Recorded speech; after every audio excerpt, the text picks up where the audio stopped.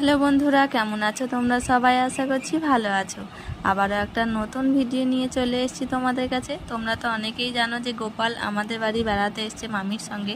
মামি 2-3 দিন ছিল, তারপর বাড়ি চলে গিয়েছে। আর আমাদের সাগর মিঠি গোপাল আসাতে খুব খুশি হয়েছিল বলে মামি বলল, বেশ ঠিক আছে, গোপালকে 2 দিন তোমাদের বাড়িতে রেখে তারপর আমি চলে যাই বাড়ি, দিয়ে তোমরা গিয়ে দিয়ে আসবে। সেই জন্যে আমাদের বাড়িতেই গোপাল প্রায় 10 দিন হয়ে গেল আছে। আর আজকে সকালে মামি ফোন করেছিল, তারপর বলল যে গোপালকে নিয়ে আসতে। এই জন্যে সাগর মিঠির তো খুবই মন খারাপ, আমাদেরও মনটা খারাপ, কিন্তু সব থেকে বেশি মন খারাপ ওদের 2 ভাই বোনের। কেন কি ওরা তো কিছুতেই যেতে দিতে চাইছে না গোপালকে, বলছে গোপাল এখানেই থাকবে আমাদের বাড়িতে।